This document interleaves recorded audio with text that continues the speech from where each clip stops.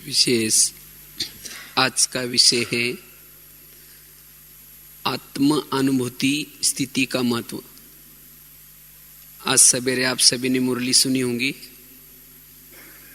बाबा ने आज के मुरली में बार बार ये आत्मा का पाठ पक्का करने का बार बार बाबा ने कहा कि बच्चे आत्मा समझो। अगर निर्विकारी बनना है तो कौन सी मेहनत करनी है? ये आत्मा अभिमानी की मेहनत करनी है। जब तक हम आत्मा अभिमानी नहीं बनेंगे तब तक निर्विकारी नहीं बन सकते, क्योंकि हमारा लक्ष्य है निर्विकारी बनना। विकारी संस्कारों को परिवर्तन करना। इस सीजन की भी बाबा की लहर चल रही, संस्कार परिवर्तन करो। जो विभिन्न प्रकार के संस्कार हैं, काम, क्रोध, लोभ, मोह, ईर्ष्या, घृणा, तो एक एक संस्कार को परिवर्तन करने के बजाय अगर सभी संस्कार को हमें परिवर्तन करना है, उसके लिए क्या करना है? ये आत्म अभिमानी स्थिति का अभ्यास करना है, क्योंकि इस अभ्यास के बिना संस्कार परिवर्तन होना असंभव है। जिस तरह से कोई भी भूत कहां रहता है? जिस घर में लाइट नहीं वहां भूत रहता है। तो इसी तरह इस शरीर रूपी घर में जब तक ये आत्मा की लाइट को हम नहीं जलाएंगे, आत्म अनुभूति नहीं करेंगे, आत्म जागृति नहीं करेंगे, तब तक विकार रूपी भूत यहां से भागेगा नहीं। तब तक हमारे संस्कार परिवर्तन नहीं होंगे। इसीलिए बाबा हर मुरली में, जो रोज की मुरली चलती है साकार मुरली, तो रोज की मुरली में बाबा दो बातों की मेहनत करने के लिए कहते हैं। वो दो बातें कौन सी? एक आत्माभिमानी की मेहनत और दूसरी बाबा की याद की मेहनत।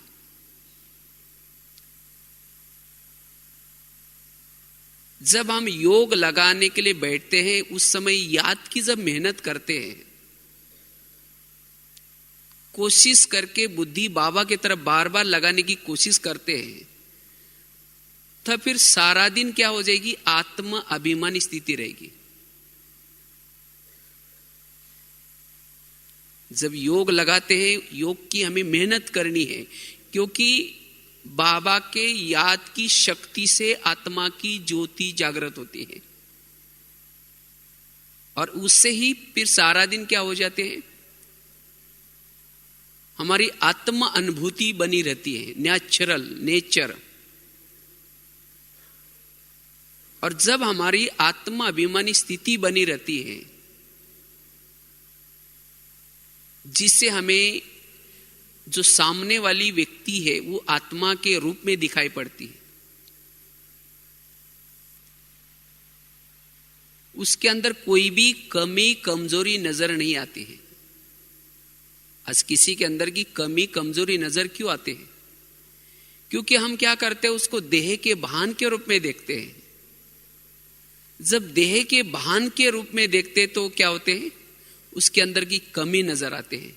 और जब कमी नजर आते हैं तो क्या करते हैं? उसका पहले तो चिंतन चलेगा, अच्छा ये ऐसा है, अच्छा ये ऐसा करता है।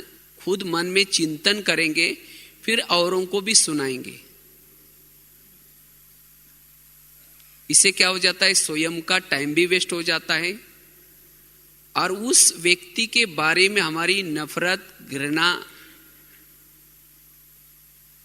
उसके प्रति भावनाएं बिगड़ जाते हैं। इसीलिए बाबा कहते बच्चे ये आत्मा की मेहनत करो तो किसी की भी बुराई नजर नहीं आएगी। इतना ही नहीं, जब हमारी आत्मा अनुभूति रहती है, आत्माभिमानी स्थिति रहती है। आत्माभिमानी स्थिति रहने से हम कोई भी बातों के प्रभाव में नहीं आते। चाहे शरीर कितना भी सुंदर है, चाहे वस्तु कितनी भी अच्छी है,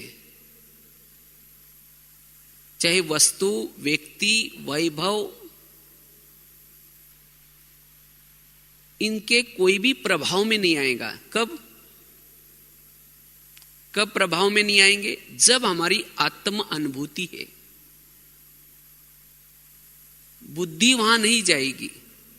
तो बुद्धि बार बार वस्तु में, व्यक्ति के तरफ आकर्षित क्यों होते हैं? क्योंकि यह देह का भान है। इसीलिए बाबा कहते बच्चे ये मेहनत करो। चलो अब 3 मिनट इसी आत्म अनुभूति में खो जाए।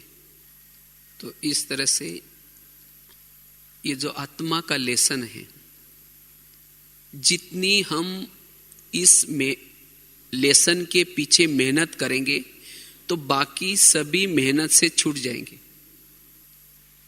ब्रह्मा बाबा ने इस आत्मा के लेसन के ऊपर बहुत मेहनत की। जैसे बाबा की कई डायरिया भी मिली थी। बाबा ने मैं आत्मा हूं, जयशोद आत्मा, ये आत्मा, आत्मा आत्मा, कितना बाबा ने इसको पक्का किया। लेकिन हम इस मेहनत की तरफ थोड़ा ध्यान कम देते हैं, और जिसके कारण हमारे जो संस्कार है, वो संस्कार परिवर्तन करने की मेहनत लगती है। वो बार बार संस्कार रिपीटेशन होते हैं। मन कहना नहीं मानता, बुद्धि कहना नहीं मानती। क्यों? क्योंकि आत्मा अभिमानी स्थिति नहीं है। अगर राजा अपने चेयर पर नहीं है, सिंहासन पर नहीं है, तो उसका कहना कोई नहीं मानेगा। इसीलिए बाबा कहते बच्चे भ्रुकुटी सिंहासन पर बैठो। जितना भ्रुकुटी सिंहासन पर बैठेंगे, आत्मा अभिमानी स्थिति में रहेंगे, उतना सभी कर्मेंद्रियां आपका कहना मानेंगी। अब होता क्या है, हम स्वयं को भूले हैं। मैं आत्मा हूं, मैं आत्मा इस शरीर का मालिक हूं, मैं आत्मा राजा हूं। ये भूलने के कारण कहते ना, अंधेरी नगरी चौपट राजा, टकेशर बाजी टकेशर खाजा। इस राजधानी में राजा सोया पड़ा है, और जिसके कारण आंखें जो चाहे देख रहे, कान जो चाहे सुन रहे, मन जो चाहे सोच रहे, बुद्धि जहां चाहे भटक रहे। इसीलिए बाबा कहते बच्चे ये आत्मा का पाठ पक्का करो, ताकि सभी कर्मेंद्रियां आपके वश में आएंगी। मन का परिवर्तन हो जाएगा। जब मन का परिवर्तन हो जाएगा, बुद्धि एकाग्र हो जाएगी, तब फिर संस्कार भी परिवर्तन हो जाएंगे। और वास्तव में हम पुराने संस्कारों के वश क्यों हो जाते हैं? उसका कारण है आत्मा का अनुभव नहीं है। जब हमें आत्मा का अनुभव होता है, हमारी भ्रुकुटी में आत्मा की वो ज्योति सदा जागृत रहती है, उसी समय हमारे शरीर में एक प्रकार के वेव्स, किरणें फैलती हैं, लाइट फैलती है, जिसके कारण हमें एक प्रकार का अति इंद्रिय सुख मिलता है। और जब ये सुख हमें अनुभव होता है, तब कर्मेंद्रियां फिर और कई भी प्रकार से कोई संस्कार के वश नहीं होंगी, कोई विकारों के वश नहीं होंगी, क्योंकि उसको सच्चा सुख मिल गया।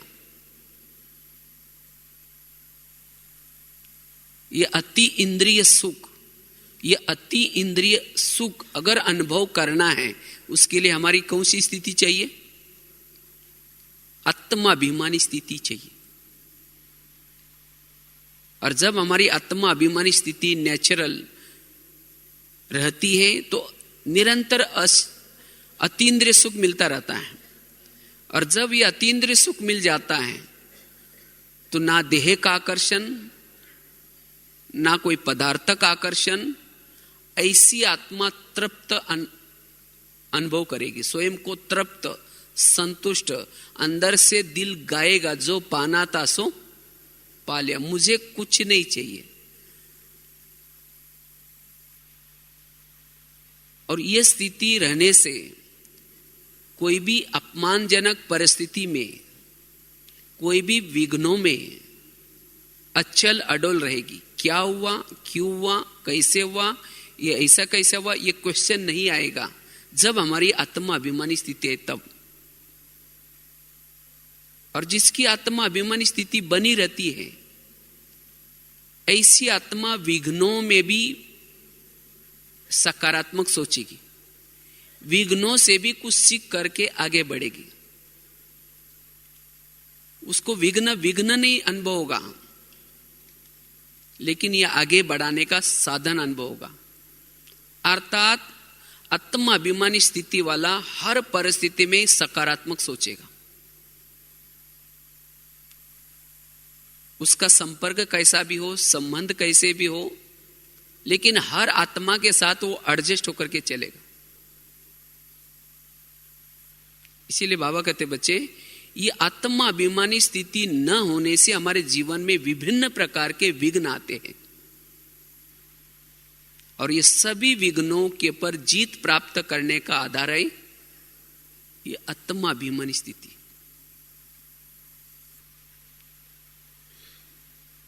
विकारों के पर जीत प्राप्त करने का ये ब्रह्मास्त्र है। वास्तव में सबसे बड़ा विकार कौन सा है?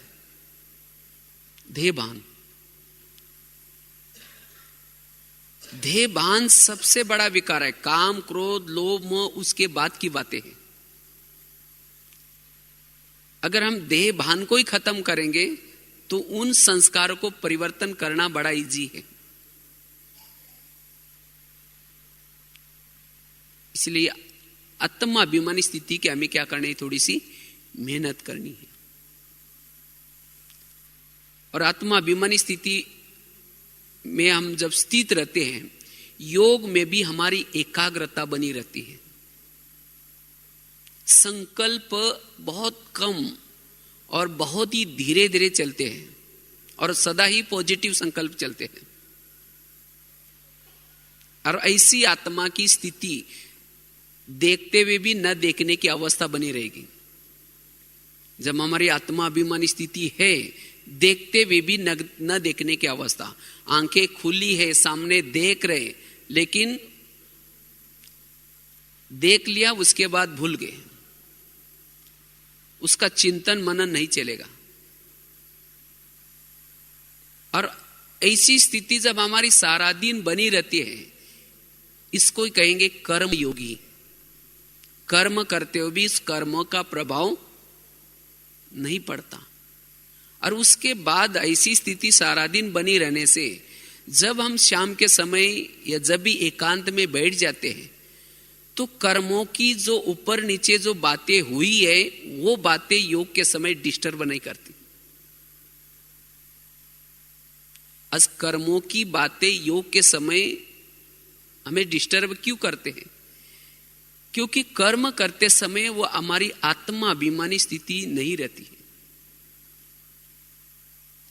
इसलिए बाबा कहते बच्चे, इस स्थिति को क्या करो?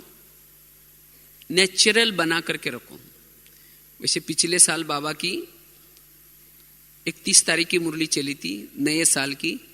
बाबा ने कहा था इस वर्ष में आत्मा अभिमानी स्थिति की नेचुरल नेचर बनाओ। तो देखो, साकार मुरली की भी शिक्षा है, चाहे अव्यक्त वाणी की भी शिक्षा है, ये आत्मा का पाठ पक्का करने के लिए है। और हमारे इस पढ़ाई का टोटल सार क्या है? आत्मा अभिमानी बनना। ये टोटल ज्ञान का, योग का, सेवा का, धारणा का रिजल्ट है। बाबा परमधाम से क्यों आए हैं? किस लिए आए हैं? सभी को आत्मा अभिमानी बनाने के लिए आए हैं। क्योंकि देहभान आया, इसके कारण जीवन में समस्या पैदा हुई। आज हम जो योग लगाते हैं, योग किस लिए लगाते हैं? आत्माभिमानी बनने के लिए योग लगाते हैं। लेकिन हम इतना सारा दिन योग लगाते तो भी आत्माभिमानी स्थिति नहीं बनती है। इसका मतलब जब हम योग लगाते हैं, वो योग में चाहे मन भटकता है या बुद्धि भटकती है, वो विधि से योग नहीं है, इसीलिए आत्माभिमानी स्थिति नहीं बन रही। अगर सचमुच योग करते समय लगन में मगन होकर के विधि पूर्वक मन बुद्धि एकाग्र करके सोमान में रह करके अगर योग करेंगे, तब आत्माभिमानी स्थिति बनेगी। इसलिए योग का रिजल्ट भी है आत्माभिमानी स्थिति। आज हम खान पान की धारणा, पवित्रता की धारणा, जो भी छोटी मोटी धारणाएं श्रीमत का पालन क्यों करते हैं? ये सब इसीलिए करते हैं मेरी आत्माभिमानी स्थिति बनी रहे। अगर इससे के बाद धारणा करने के बाद भी नहीं बनती, इसका मतलब उस धारणाओं के गहराई में नहीं गए। अब पवित्रता स्थूल में तो है, स्थूल में ब्रह्मचर्य है, लेकिन ब्रह्मचार्य नहीं। मनसा वाचा कर्मणा संकल्प बोल, ये सूक्ष्म जो नियम मर्यादा जितना पालन करेंगे उतनी वो हमारे आत्मा की ताकत बढ़ेगी, बल बढ़ेगा। ब्रह्मचर्य तो है, लेकिन व्यर्थ बोलेंगे, पर चिंतन करेंगे, तो वो जो स्थूल ब्रह्मचर्य की ताकत उस बोल के द्वारा, व्यर्थ संकल्प के द्वारा खत्म हो जाती, और जिसके कारण जो आत्मा का बल बढ़ना चाहिए वो नहीं बढ़ता, और जिसके कारण आत्मा अनुभूति नहीं होती। इसीलिए जितना जो आत्मा धारणाओं के गहराई में जाएगी, उतना वो नेचुरल आत्मा अनुभूति की नेचर बन जाएगी।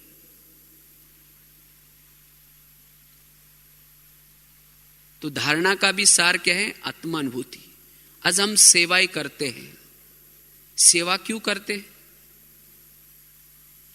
सेवा से हमें खुशी मिलती है, दुआएं मिलती हैं। ये दुआएं, खुशी, इसे हमारी आत्माभिमानी स्थिति बनती है। लेकिन सेवा करने के बाद फिर भी मेरी आत्माभिमानी स्थिति नहीं बनती, इसका मतलब जरूर उस सेवा में मैंपन है, मेरापन है, टकराव है, तो इसीलिए आत्माभिमानी स्थिति नहीं बन रही।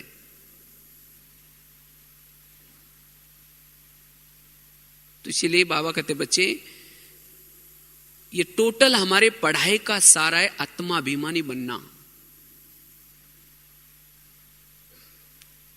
और इससे हमारे जो देवी देवता के संस्कार हैं, जो आदि संस्कार हैं, अनादि संस्कार है, वो जागृत हो जाएंगे। आत्माभिमानी स्थिति से ही हमारे आदि अनादि संस्कार जागृत होंगे।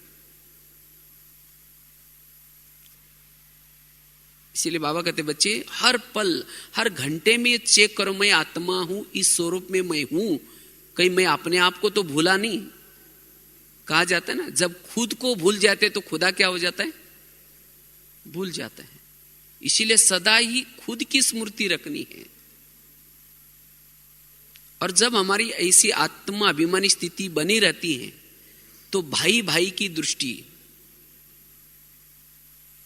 सदा भाई भाई की दृष्टि बनी रहती है। इसीलिए बाबा कहते बच्चे, इसकी मेहनत करो।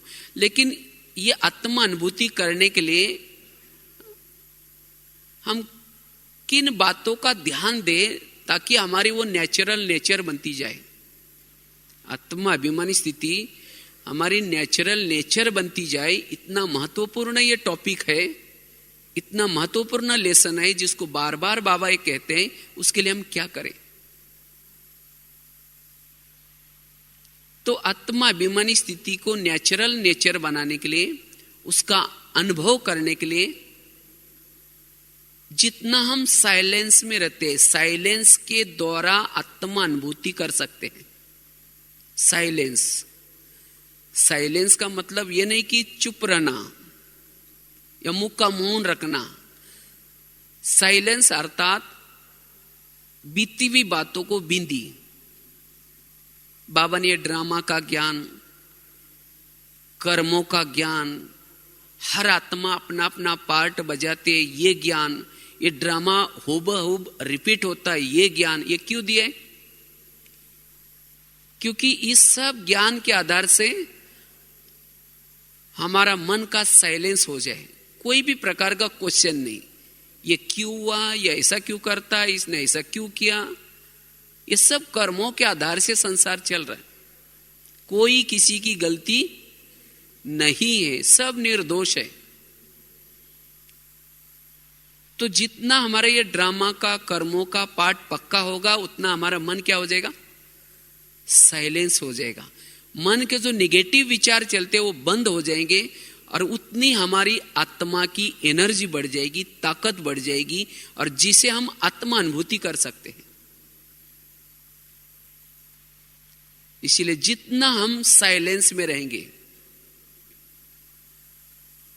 उतना हम आत्मा अनुभूति कर सकेंगे, वो नेचुरल नेचर का अनुभव कर सकेंगे। और जब मन की साइलेंस हो जाएगी तब मुख की साइलेंस भी हो ही जाएगी और उससे हम आत्मा अनुभूति कर सकते हैं। दूसरी बात है, अगर आत्मा अनुभूति करनी है उसके लिए सोमानों के अभ्यास। मैं आत्मा तो हूं लेकिन मैं कौन सी आत्मा हूं?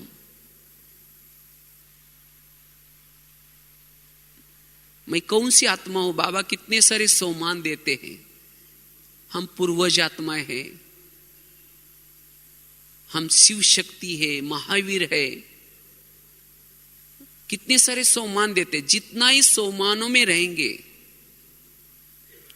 सोमानों से आंतरिक शक्तियां जागृत होती है और उसी शक्तियों के द्वारा हमारी आत्मा की भी शक्ति बढ़ती है। आत्मा के अंदर विल पावर आती है। तो इसलिए सोमानों के द्वारा हम आत्मा अनुभूति कर सकते हैं। तो रोज हमें कोई ना कोई सोमानों में रहना है। तीसरी बात है, अगर हमें आत्मा अनुभूति करनी है, आत्मा का अभ्यास करना है, अनुभव करना है, उसकी नेचुरल नेचर बनानी है, उसके लिए जब भी हम योग का अभ्यास करते हैं कोशिश करके उस योग के अभ्यास को विधि पूर्वक करने का प्रयास करना है। विधि पूर्वक अर्थात बुद्धि को बाबा में लगाना और मन को भी बाबा में लगाना। हम क्या करते हैं, मन से तो जाते हैं लेकिन बुद्धि कहीं और भटकती है। अगर बुद्धि कहीं और है, मन केवल बाबा के पास गया है, तो बाबा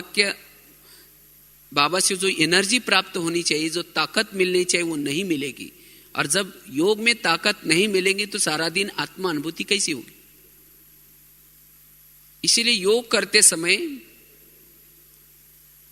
चेक करना है मेरी बुद्धि कहां है। और वो कैसे पता चलेगा बुद्धि कहां है?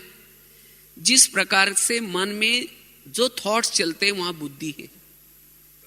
अगर बुद्धि कहीं वेरत की तरफ है तो मन भी वेरत की तरफ जाएगा। तो इसलिए मैं मन और बुद्धि को बाबा में लगा करके, हम कितना समय बैठे वो महत्व का नहीं, लेकिन मन और बुद्धि बाबा के पास कितनी गई वो महत्व का है। और मन बुद्धि बाबा के पास जाने से ही हमारे अंदर वो बल आएगा, ताकत आएगा और जिससे हमारी आत्मा की शक्तियां बढ़ती जाएगी और जिससे फिर सारा दिन हम आत्मा अनुभूति कर सकेंगे। ये तीसरी बात है। चौथी बात है, अगर मुझे आत्मा अनुभूति करनी है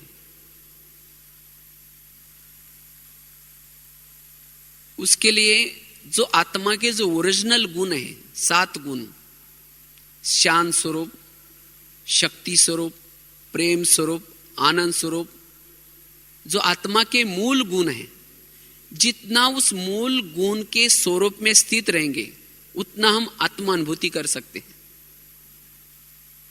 जितना हम शांत स्वरूप की स्थिति में रहते हैं, जितना आनंद स्वरूप की स्थिति में रहते हैं, जितना शक्ति स्वरूप की स्थिति में रहते हैं, उतना हम आत्मा अनुभूति कर सकते हैं। वास्तव में ये 7 गुणों में से कोई भी गुणों की कमी, यही वास्तव में हमें देह अभिमान लाता है। इसलिए 7 गुणों को हमें क्या करना है? बढ़ाने का प्रयास करना है। आनंद में रहने का प्रयास। आनंद कब आएगा? मुझे कौन मिला है, मुझे कौन पढ़ाता है, मैं भविष्य में क्या से क्या बनने जा रहा हूं। जितना इन बातों को याद रखेंगे उतना आनंद आएगा, और उस आनंद के द्वारा हम आत्मा अनुभूति कर सकते हैं। इसलिए 7 गुणों का अभ्यास। 5वीं बात है, अगर आत्मा अनुभूति करनी है, आत्मा का नेचुरल अभ्यास करना है, उसके लिए सारा दिन जितने हम संकल्प को कम चलाते हैं, पॉजिटिव चलाते हैं, उतनी हमारी शक्तियां बच जाती हैं। और संकल्प क्यों चलते हैं? जीवन में विभिन्न प्रकार के विघ्न आते हैं, उस विघ्नों के कारण संकल्प चलते हैं। हम मुरली सुन रहे, ज्ञान सुन रहे, तो हमारे विचार तो पॉजिटिव चलते हैं, लेकिन जैसे घर में गए, घर में जाते ही तुरंत कोई ना कोई विघ्न डालेगा, कोई परेशान करेगा, तब हमारे संकल्प चलते, ये ऐसा क्यों करता है, इसने ऐसा क्यों किया। और ये संकल्प चलने से आत्मा कमजोर बन जाते हैं। इसीलिए ऐसे समय पर हमें क्या करना है? जैसे बता ना, ड्रामा की बात, कर्मों की बात। आज हमारे जीवन में जो भी विघ्न आते हैं या समस्या आते हैं, विघ्न या समस्या ये हमारे ही कोई ना कोई पिछले जन्मों में बोए हुए कर्मों का फल है। हम जो संपर्क में एक दूसरे के आते हैं, वो किस आधार से आते हैं? कर्मों के आधार से। आपके संपर्क में आने वाला आपको कुछ देने के लिए आए हैं या कोई आपसे लेने के लिए आए हैं? अगर किसी को आपने तंग किया है, परेशान किया है, तो वो भी आपको क्या करेगा?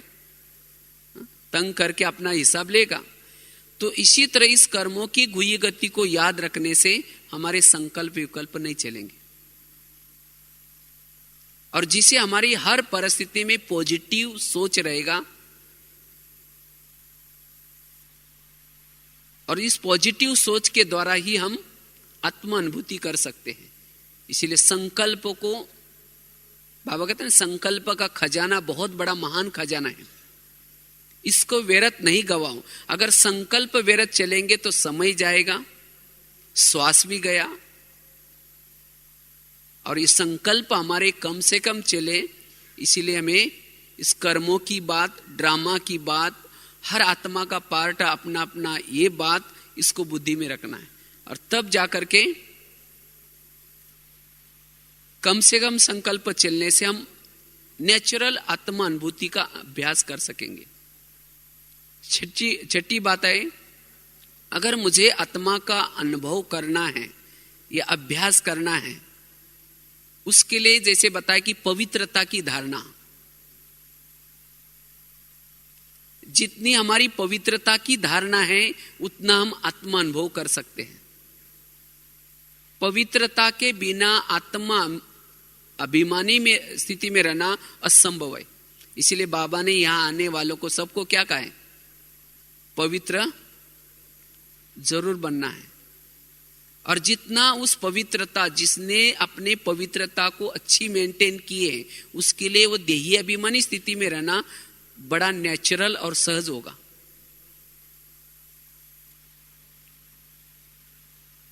पवित्रता के द्वारा हम आत्मानुभूति कर सकते हैं। इसलिए बाबा कहते बच्चे पवित्रता की पालना करो, संपूर्ण पवित्रता। क्यों? इसकी पवित्रता की क्यों आवश्यकता है? जैसे पहले जमाने में एक चिमनी आती थी, छोटा सा दीवा, उसके अंदर केरोसिन डालते थे, केरोसिन डालने से क्या होता है, उसकी ज्योति जलती रहती। अगर उस चिमनी के अंदर या दीवे के अंदर केरोसिन नहीं है और माचिस लगा, वो जलेगा? उसकी फ्लेम नहीं जलेगी। तो इसी तरह इस शरीर रूपी चिमनी में, शरीर के अंदर भी पवित्रता रूपी केरोसिन, पवित्रता आवश्यक है। पवित्रता के बिना आत्मा का दीपक जलेगा नहीं। इसीलिए जिन्होंने इस पवित्रता की पक्की धारणा की है, इस पवित्रता के ऊपर अटेंशन है, वो सहज आत्मा अनुभूति कर सकता है।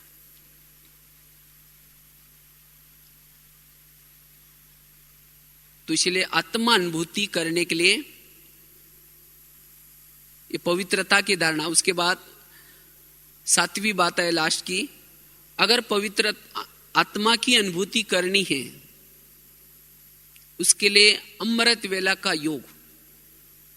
जितना हम अमृत वेला अलर्ट होकर के, जागृत होकर के योग का अभ्यास करते, उतनी हमारी सारा दिन क्या रहेगी, आत्माभिमानी स्थिति रहेगी। अगर अमृत वेला ऐसा ही नेमिनाथ बन करके उठ गए, बस झुटका लगाते, ऐसा वैसा किया, अगर अमृत वेला ढीला है तो सारा दिन क्या रहेगा, देह भान रहेगा। और जब देह भान रहेगा तो कई प्रकार के विघ्न आएंगे, दूसरे की कमजोरी दिखाई पड़ेगी, कोई संस्कार टकराएगा, लोगों के भी, दूसरे के भी स्वभाव संस्कार टकराएंगे। तो फिर कहते हैं पता नहीं ज्ञान में तो चलते, मुरली भी रोज सुनते, पता नहीं फिर भी विघ्न आ रहे। तो ये विघ्न क्यों आ रहे? विघ्न तो आते जाएंगे, लेकिन आत्मा अभिमानी स्थिति में रहने से वे विघ्नों का पता भी नहीं चलेगा। क्योंकि आत्मा अभिमानी स्थिति में रहने से हमारी स्थिति ऊंची रहती है, लाइट रहती है। इसीलिए बाबा कहते बच्चे ये मेहनत करो, और उसके लिए 6-7 बातें अगर उसका अनुभव करना है तो उसके लिए बातों के ऊपर हमें क्या करना है, अच्छी तरह अटेंशन रखना है। तब हम आत्मा अनुभूति कर सकते हैं। और जब आत्मा अनुभूति में है तो हम सहज योगी, कर्म योगी, इतना ही नहीं जिसको बाबा कहते एवरेडी रहो। एवरेडी किसको कहेंगे? जिसकी आत्मा अनुभूति सदा नेचुरल नेचर है, वो एवरेडी है। एवरेडी अर्थात उनको लगेगा नहीं कि नहीं अभी कुछ समय विनाश नहीं होना चाहिए। वो ना विनाश से डरेंगे, नहीं ना कोई और बातों से डरेंगे, वो निर्भय बनेंगे। आज भय किसको लगता है? देह भान वालों को भय लगता है। इसीलिए अगर हमें एवरेडी बनना है, अपने समय को सफल करना है, कर्मयोगी बनना है, संस्कारों को परिवर्तन करना है, तो यह आत्मा का लेसन हमें क्या करना है, पक्का करना है। और उसके लिए केवल सोचना ही नहीं कि मैं आत्मा हूं, लेकिन उसके साथ साथ ये धारणा भी जरूरी है। सोचने से भी हम अनुभव कर सकते हैं। इसीलिए बाबा कहते हैं ना बच्चे, चलते फिरते अभ्यास करो, अनुभव करो, मैं आत्मा आंखों के द्वारा देख रहे हैं, बुद्धि के द्वारा सोच रहे हैं, कानों के द्वारा सुन रहे हैं, मैं आत्मा, इस आत्मा भाई को देख रहे हैं। तो सारा दिन हमें क्या करना है, आत्मा हूं, आत्मा हूं, आत्मा हूं। जितना ये मेहनत करेंगे उतना निरंतर हम प्रभु मिलन का अनुभव भी कर सकेंगे। तो अभी बाबा आने वाले हैं, तो हमें क्या करना है, बाबा के मिलन का भी अगर अनुभव करना है, उसके लिए क्या चाहिए, आत्माभिमानी स्थिति चाहिए। अगर आत्माभिमानी स्थिति नहीं है और यहां करके क्लास में बैठेंगे, समझो बाबा मुरली सुना रहे हैं, तो भी वो अनुभव नहीं होगा। एक बार की बात है, मधुबन में ओम शांति भवन में बाबा से मिलने के लिए बैठे थे। तो बाई चांस मुझे जगह मिली थी माताओं के साइड पर। तो गुलजार दादी के तन में बाबा आए थे, आधी मुरली हो चुकी थी।